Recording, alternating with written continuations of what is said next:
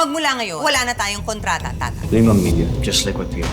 Pagkatapos ka nilang pakinabangan, basta-basta ka nilang i-chapwera, ha? Ganun ba? Ganun ba? Nakmas ka na! Pinag-usapan nating petsa! Bakit ka nagkautang? Sugal. 250 million. Ayusin mo yung relasyon dyan sa asawa mo. Dahil sa kanya nakasalalay ang buhay natin. Sobrang magkahawig kayo. Babakasakali sana ako na makapagtrabaho po ako dito. Gusto kong lutuin mo ulit yung batchoy sa buko. We decided na isama to sa main menu official. Sure. Yung tinta po kasi ng ballpen nasira po, kaya papapalitan ko sana kay Sir Francis. Aksidente ba talaga? Or sinasadya mo para makita mo yung asawa ko? Hindi ko po kasalanan na masama ka mag-isip tungkol sa ibang tao! Mayabang ka!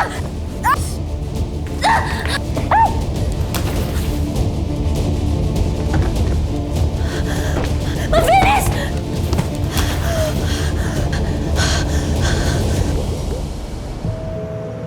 Kumare, don't worry. In a week's time, makaka-recover na si Venice sa injury niya. And she can go home tomorrow. Oh, thank you. Thank you, kumare. Pero, meron pa sana akong isang favor pang hihingin sa'yo. I mean, you being the hospital director, I'm sure kayang-kaya mo naman gawin to eh. Kung pwede sana, wala nang makakaalam sa nangyari sa anak ko. Kumare, you know me. I keep my word. That's why we're friends. Thank you. Thank you very much, kumare. I mean, Doctora Suarez. Thank you. Okay, I'll go ahead. Yes, all right. I'll see you later. Okay, thank you. Nasaan na yung tata na yan? Muntik na niyang pinatay ang anak ko. Tinulak niya si Benny sa hagdan. Manda siya, pakukulong ko siya eh. Nakausap ko na si Tata. Ang sabi niya, si Venice ang unang tumulak. Kaya tingnan mo, siyang nahulog. Pati ang mga kasambahay nakita nila kung anong nangyari. What? Pwes, sinungaling at bulag sila. At ano ba, Francis? Ako na nga yung na-aksidente, oh. Si Tata pa rin yung kakampihan mo. Siya pa rin yung tama. Love, I just want to be fair. You want to be fair? Francis, I'm your wife! Okay, calm down. Dennis, please, calm down. Malaki ang problema natin. Paano natin ipapaliwanag itong pagkahulog mo sa hagdan? Plus, yung hinihingi pa sa atin ni Sir Gove. Paano mo lulutuin yung recipe na yon na niluto ni Tata in the first place?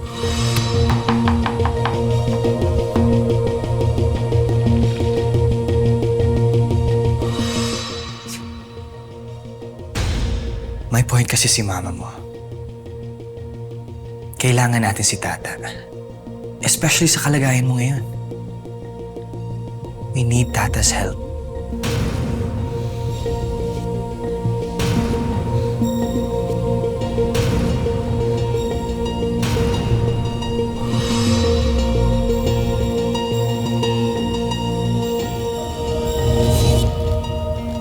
What? Tignan mo to. Blinak ako sa lahat ng apps. Paano niya mababasa messages ko? St. Jude's Hospital. Alright, thank you, Doc. James, naka-confine sa hospital si Venice. Ha? Anong nangyari sa kanya? Sabi nung kontak ko na doktor na aksidente raw nahulog sa hagdan. Naka-admit siya sa isang private room para sa mga high-profile patients. Ngayon, we can ask my contact para makapasok at makausap mo siya. Ano? Gusto mo?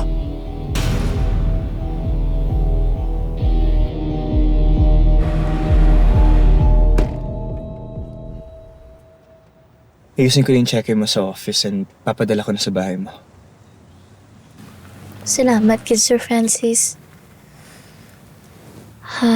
Kamusta nga po pala si Ma'am Venice? Gising na po ba siya? She'll be alright.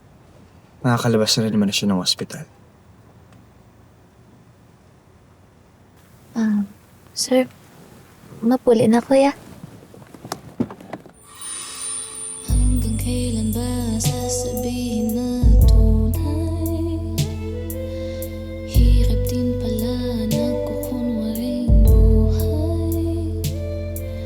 Kaagaw ko ang tadhana sa'y May pabor sana akong hihilingin sa'yo. With the current situation, we need you to pretend to be Venice again. Oh? Eh, di ba galit na nga sa akin si Ma'am Venice tsaka si Ma'am Vivian? Ako nang kakausap sa kanila. Wala na ako ibang choice eh. Venice needs to recover. At si Sir Gov, gusto niya isama yung recipe mo, yung batchoy buko sa menu namin. Talaga po, sir? Gusto niyo po ilagay sa menu niyo yung luto ko? I'll make sure you're compensated for this. Dodoblin ko ang bayad mo kada araw. And look, when all of this is over, pwede kita bigyan ng trabaho. I can hire you in one of my kitchens. Tata, please. Pagbigyan mo na ako. Ipagpatuloy mo lang pagpapanggap bilang asawa ko.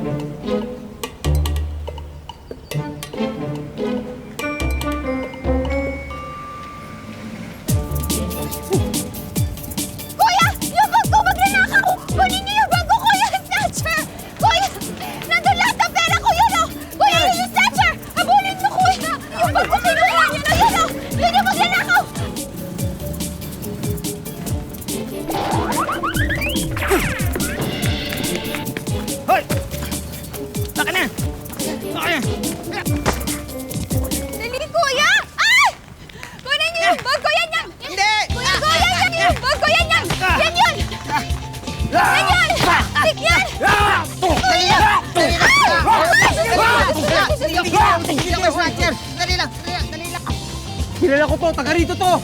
Taga rito, dito snatcher! Naku, kuya, pasensya ka na lang. Tama lang kita, snatcher.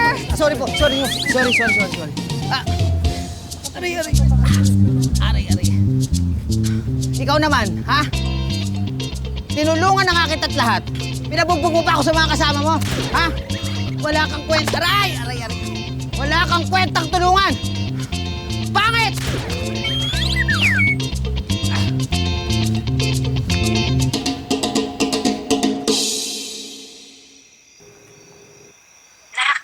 Anong oras ka uuwi? Dali at ipagluluto kita ng gusto mong ulam. Alam mo ba, etong si kuya mo, inaasikaso ko paano nakipagsuntukan. Nay, pasensya ka na po hindi mo na ako makakauwi. Kailangan ko po kasing bumalik dun sa mansyon ng mga Palma. Kailangan ko pong ituloy yung pagpapanggap ko kasi si Ma'am Venice po na-aksidente. Nak, sarangan mo ba, How? Mag-aalala na naman ako sa'yo niyan eh. Kung ano-ano nang inaabot mo dahil lang sa akin, dahil lang sa sakit ko. Di mo naman dapat ginagawa ito eh. Nay, hindi magkabalak, ha? Tsaka kaya ko naman po, huwag po kayong mag-alala at matatapos din naman po lahat ng to. At di po ba, sabi ko po sa'yo, gagawin ko ang lahat para gumaling ka.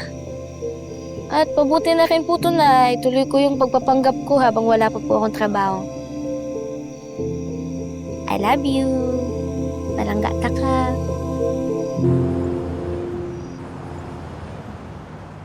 Mama, alis na po ako. Do your job well. Siguraduhin mong tama yung timpla ng batchoy sa buko na lulutuin mo. Huwag mo akong ipapahiya. Isa po. Venice, we need to talk. James! Anong ginagawa mo dito?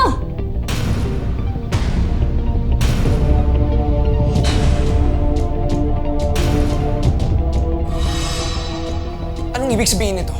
Ba't magkamukha kayo, ha? Ano meron? Tata, lumabas ka muna. Mag-uusap muna kami.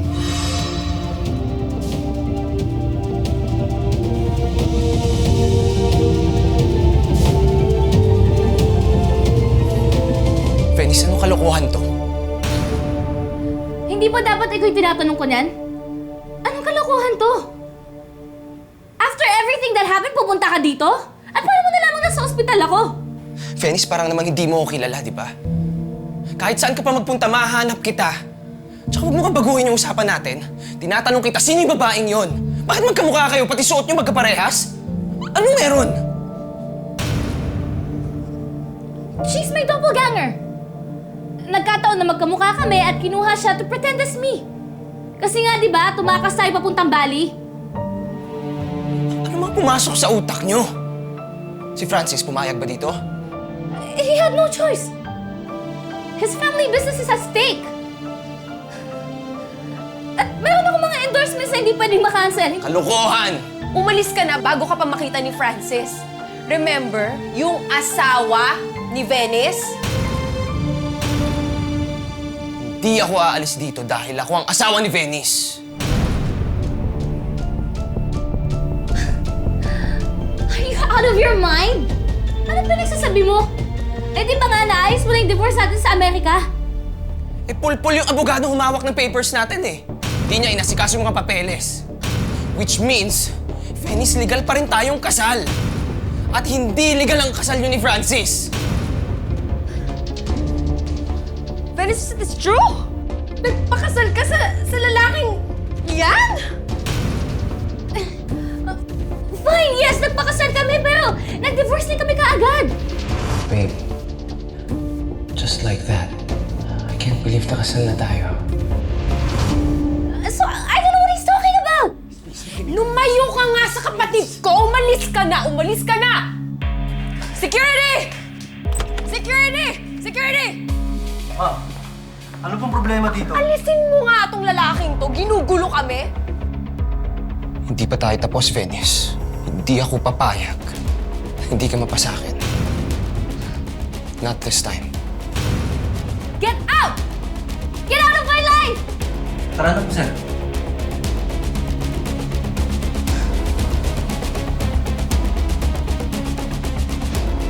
Venice, ano itong ginawa mo?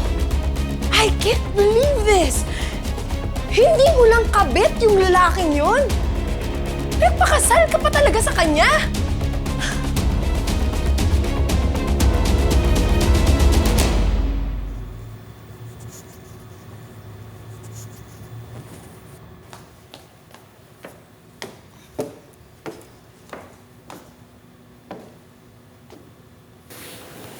Wow! Galing mo naman mag-drawing. Sino yung tinadrawing mo? Kuya Vincent.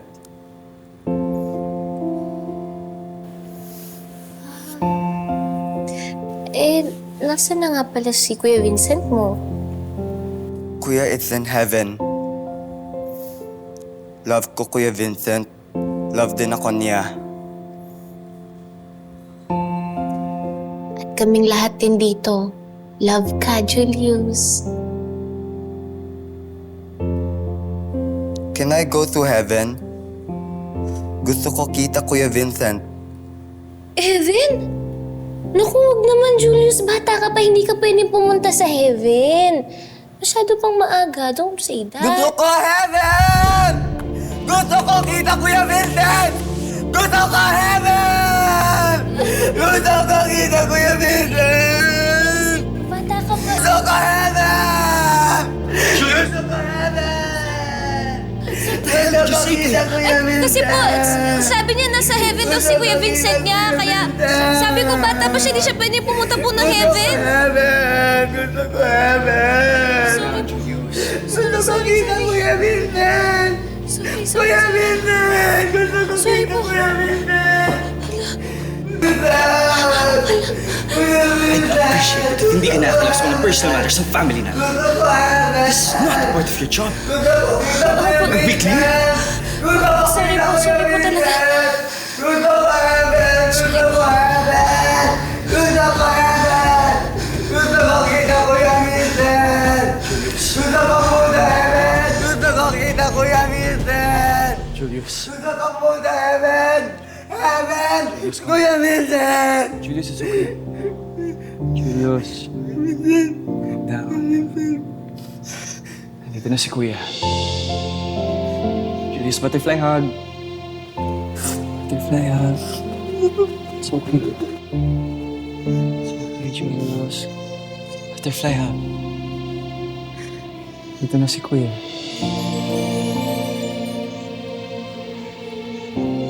Dito na si Kuya. Butterfly hug.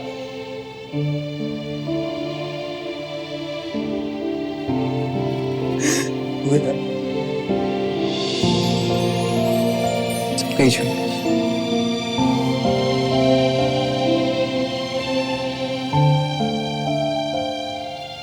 Butterfly hug.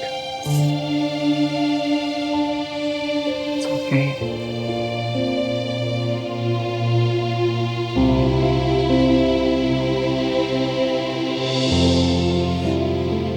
Butterfly hug. Nandito na si Kuya.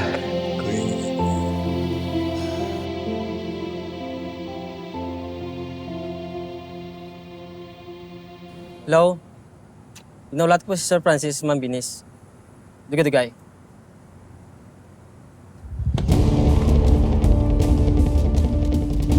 Binis! Pwede ka ba picture? Hatag sa ko ni mo phone. Ada tayo picture ko dahil. 1, 2, 3, smile! Ako man, Binis, okay lang? Sige. 1, 2, 3, smile! Thank you, good Binis. Grabe ka, gwapa si mo sa personal. Thank you.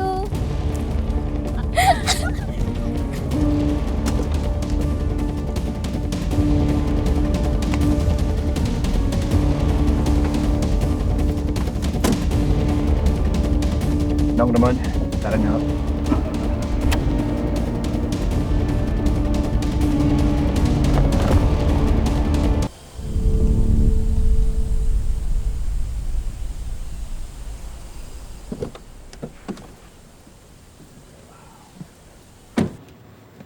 Copy ng marriage certificate ni Venice.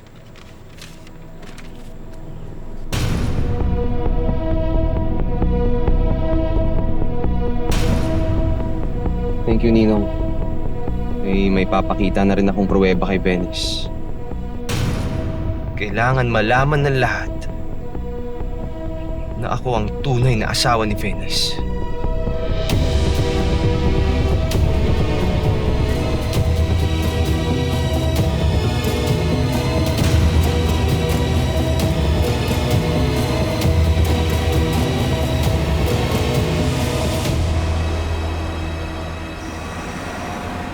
No. Ba't ba di ko kayo dumaan? Yun na binatuloy tayo. Mga lugar na ni? Anong ginagawa mo? Kuya! Sino ka? Baba! Nasa si Mang Ramon! Sir! Baba! Sir Francis! Tata! Tata! Kuya! Tawad niyo po ako! Tata! Ah! Hindi kita kinanglan ni! Kuya, bitawan niyo ako! Tata! Kuya, tama na po! Tagal na kitang sinusubaybay ang Binis. Lahat ng palabas mo, pinapanood ko. Tata! Anong ginagawa mo? Please! Sir Francis!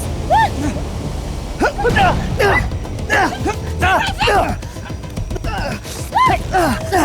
Sir Francis! Tata! Bitawan niyo po ako! Ma'am, gusto po kayong kausapin ng kaibigan ko ni Ma'am Venice. Sino kaibigan? Si Sir po.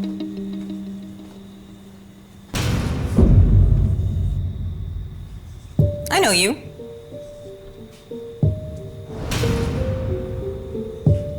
Ano kailangan mo? May dapat kayong malaman. Ano to? Marriage certificate namin ni Venice. Kinasal kami noon sa Las Vegas. A few weeks bago sila naman ni Francis ang ikasal. Tried to file a divorce pero hindi natuloy. I'm also a US citizen. Kaya kinikilala ng Amerika at Pilipinas ang kasal namin. So, it means null and void ang kasal nila ni Francis. Ako ang legal na asawa ng anak niyo. This is impossible. This is not real. Wala akong alam dito. Bakit? Hindi ba nasabi sa'yo ni Venice? Ha? Kahit pumunta pa kayo sa Amerika ngayon, they'll just give you the same paper. Kasal kami ni Venice at invalid ang kasal nila ni Francis! This cannot be. Hindi ako papayag. Hindi ako papayag na sisirain mo ang buhay ng anak ko. Ang buhay namin! Certificate mo? Yan!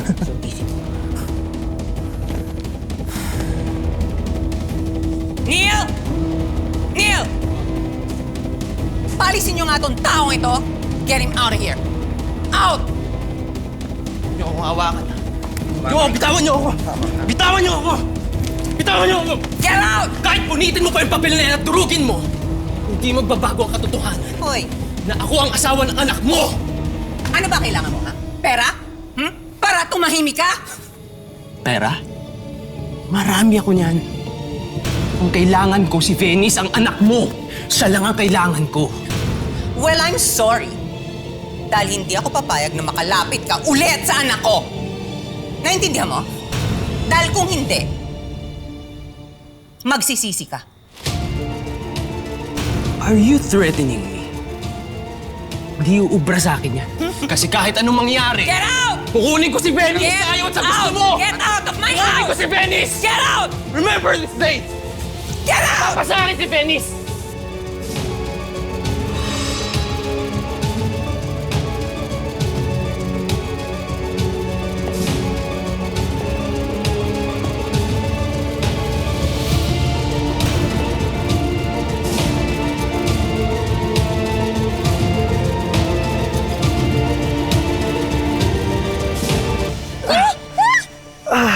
Tama na po! Sir Francis! Tata! Tama na po! Tata! Tata! Sir Francis! Sir Francis! Anong gusto mo? Daanin natin to santong dasalan o santong paspasan?